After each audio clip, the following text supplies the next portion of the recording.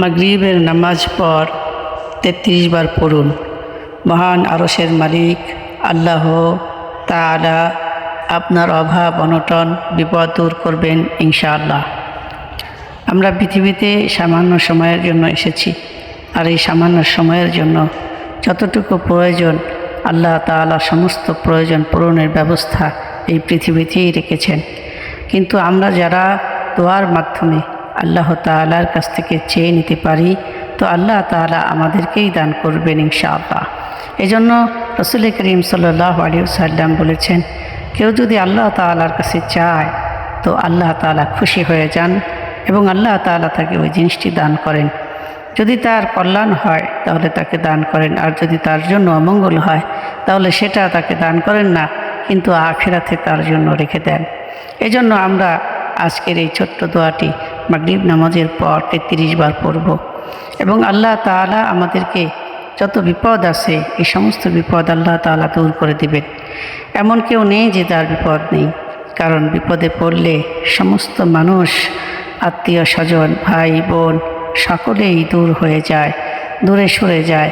বিপদ দেখে কেউ আপন হতে চায় না। সম্মানিত মুমিন মুসলমান ভাই ও বোনেরা, আমরা যারা বিপদে আছি, সমস্যায় আছি, অভাব অনটনে আছি, কোনো পথ খুঁজে পাচ্ছি না, তাদেরকে বলবো যে আজকে আমার এই দোয়াটি বিশেষ করে রাসূল করিম সাল্লাল্লাহু আলাইহি সাল্লাম হযরতে আলী রাদিয়াল্লাহু তাআলা আনহুকে এই দোয়া শিখিয়েছেন এবং হযরতে আলী রাদিয়াল্লাহু তাআলা আনহু তার খাদেমকে, তার গোলামকে এই দোয়াটি শিখিয়েছেন। সুতরাং মাগরিব নামাজের পর ৩৩ বার এই দোয়াটি আপনারা পড়বেন, তাহলে আল্লাহ তাআলা আপনাদেরকে গায়বী রিজিক দান করবেন ইনশাআল্লাহ। আল্লাহ রাব্বুল আলামিন বলেছেন, ফাজকুরুনি আযকুরকুম ওয়াশকুরুলি ওয়ালা তাকফুরুন। বান্দা, তোমরা বিপদে থাকো, অভাবে থাকো, তো আমি আল্লাহ তাআলাকে স্মরণ করো, আমি আল্লাহ তাআলা তোমাদের বিপদ মুসিবত সব কিছুই দূর করে দিব। আর যখন আমি বিপদ দূর করে দেব, ওয়াশকুরুলি, আমার শুকরিয়াতান আদায় করবে, ওয়ালা তাকফুরুন, আমার না শুকরিয়াতান আদায় করবে না। এজন্য আমরা যখন আল্লাহ তাআলার পক্ষ থেকে রহমত, বরকত, ফজল, করম পেয়ে আমরা যেন আল্লাহ তাআলাকে ভুলে না যাই, সেজন্য আল্লাহ তাআলা বলতেছেন যে আমার না শুকরিয়াতান আদায় করবে না।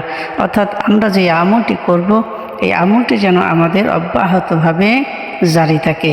আমরা বিপদে পড়ে যখন আল্লাহ তাআলার কাছে চাই, তো আল্লাহ তাআলা আমাদেরকে দান করেন।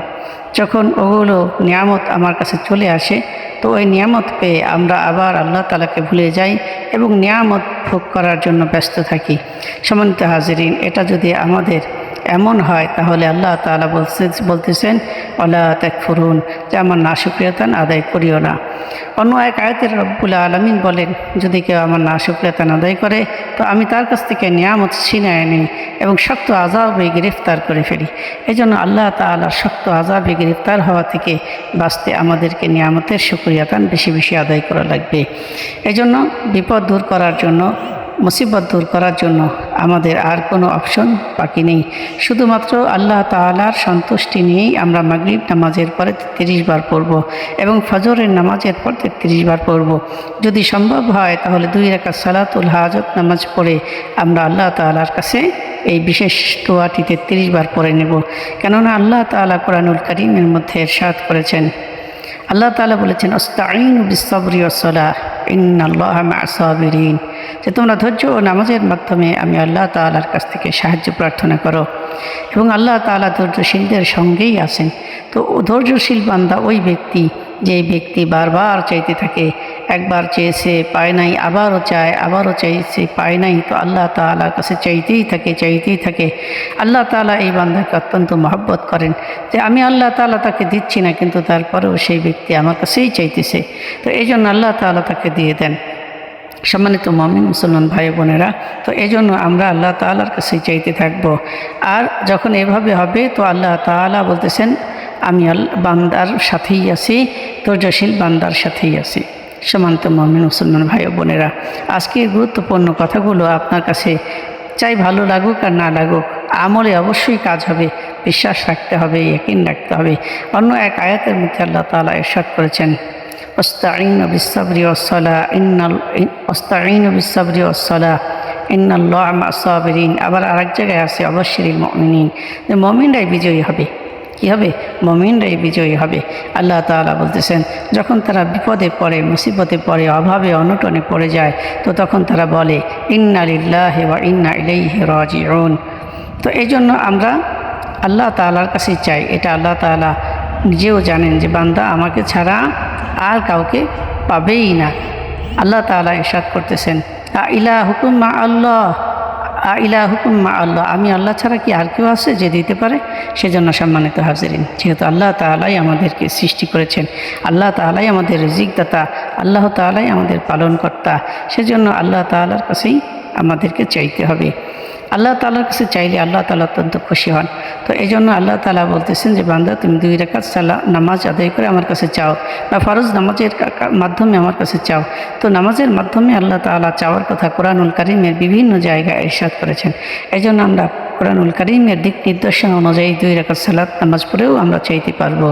2 রাকাত সালাতুল হাজাত নামাজ পড়ে 33 বার আমরা এই দোয়াটা পড়ব। আগে পরে আমাদেরকে দুরূদ শরীফ পাঠ করতে হবে। আগে পরে 3 বার করে দুরূদ শরীফ পড়ে নিতে হবে, কেননা দুরূদ শরীফ না পড়লে এই দোয়া আসমান ভেদ করতে পারে না। যেই আমলের মধ্যে দুরূদ নাই সেই আমল আসমান ভেদ করতে পারে না। এই জন্য আমরা সকলে দুরূদ শরীফ পড়ে নেব। 3 বার দুরূদ শরীফ পড়ে নেব এবং 3 বার ইস্তিগফার পড়ে নেব। ছোট্ট দুরূদ শরীফ হলো সাল্লাল্লাহু আলাইহি ওয়াসাল্লাম এবং ছোট্ট ইস্তিগফার হলো আস্তাগফিরুল্লাহ।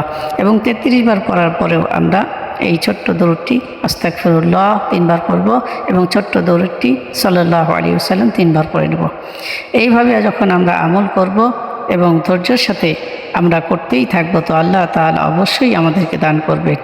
যদি আমাদের কোনো অকল্যাণ থাকে, এই অকল্যাণ আল্লাহ তাআলা দূর করে দেবেন। আর যদি দুনিয়াতে আল্লাহ তাআলা আমাদেরকে সাহায্য না করেন, তাহলে আল্লাহ তাআলা ছাড়া আমাদেরকে কেউ সাহায্য করতে পারে না। আল্লাহ রাব্বুল আলামিন বলতেছেন যে আমি আল্লাহ তাআলা ছাড়া আর কোনো উপাস্য আছে কি?